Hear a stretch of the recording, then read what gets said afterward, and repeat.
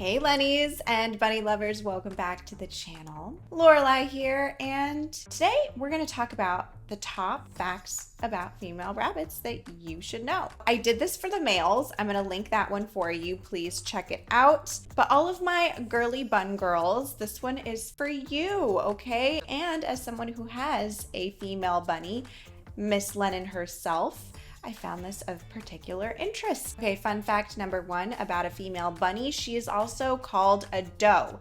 Now, this is more common in the breeding world and the show rabbits world. Because it is highly associated with breeding, a lot of people in the rescue community don't prefer to use the term doe. They will just simply refer to a bunny as a she or a her or whatever, but it is very commonly used in that breeding space. Now, a female rabbit can also be referred to as a dam if she is breeding or has some kits. It's also known as baby rabbits. And bunnies share this name doe with a variety of other animals such as deer, caribou, antelope, goats, hamsters. As far as the origin of the term doe, it is unknown, but a lot of people believe it to be derived from the Old English word da.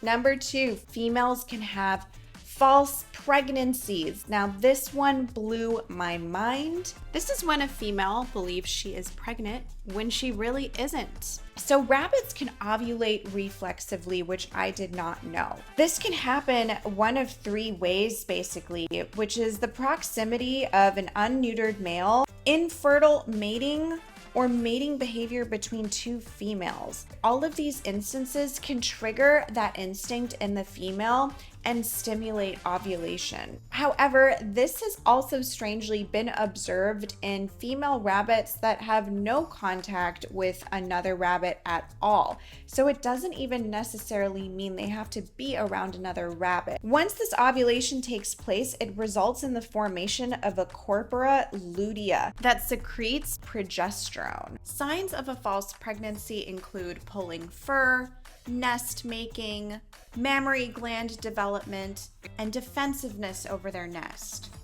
Number three, female rabbits are diggers. Not gold diggers, just literal diggers. And this is in their genetics because their wild ancestors would typically build burrows and tunneling systems to protect their offspring.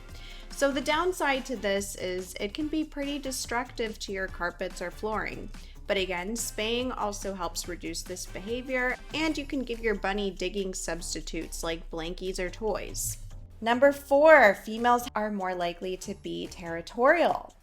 Now, this is true in general of all rabbits. They are naturally territorial animals.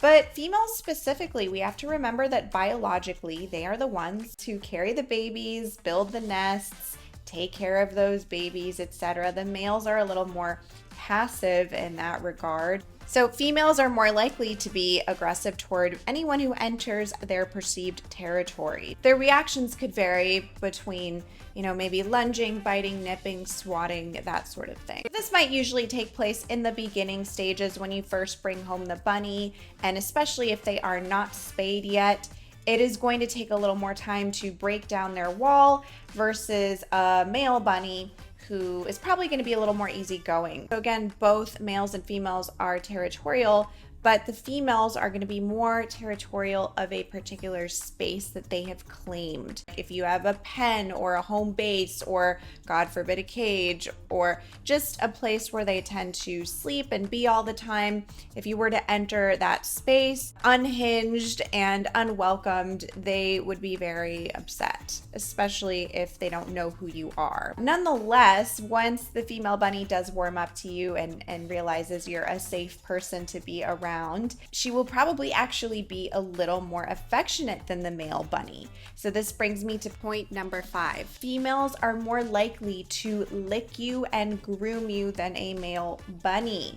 And this is just, again, that motherly instinct. They do the same thing with their babies. They clean their babies. So it's a more innate behavior. Now, again, this doesn't preclude males from this behavior, but the female is more likely to be a licker. Number 6, females have a higher chance of developing a reproductive cancer. And usually this tends to happen between the ages of 2 and 5 if they are not spayed, which is why spaying is so important.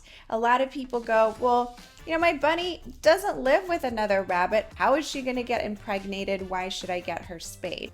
It doesn't always have to do with stopping reproduction. The 2 most common reproductive cancers that your bunny can acquire by those ages are uterine cancer and mammalian cancer. Uterine is probably more common than the latter. Number 7, spaying your female is more expensive than neutering a male. This is unfortunate, and it's not to scare anyone away from getting a female, but the spay surgery is a lot more invasive than a neuter surgery. So it takes a little more precision, time, and specialty, which is why it is more expensive. Now, the cost of getting your female spayed can be avoided if you adopt her already having been spayed by a rescue or shelter, versus buying her at a pet store. And this also applies to the males. In addition, these animal rescues have the resources to at least refer you to a low-cost spay or neuter. And finally, female bunnies are a little bit bigger than the males. Not by much. It probably, to the untrained eye, you wouldn't necessarily notice.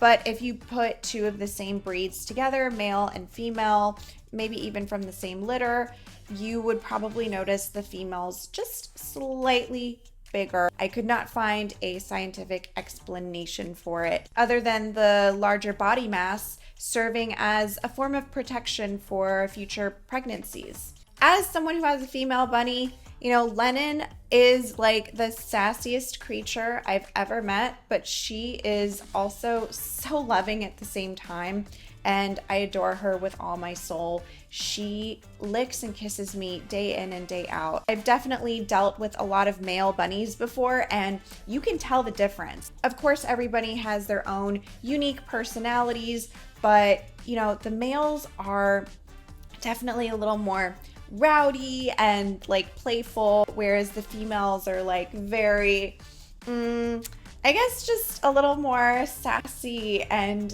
you have to court me and work to gain my attention type of thing, which I guess we're just not all that different after all in the animal kingdom, are we? We're all very, very similar.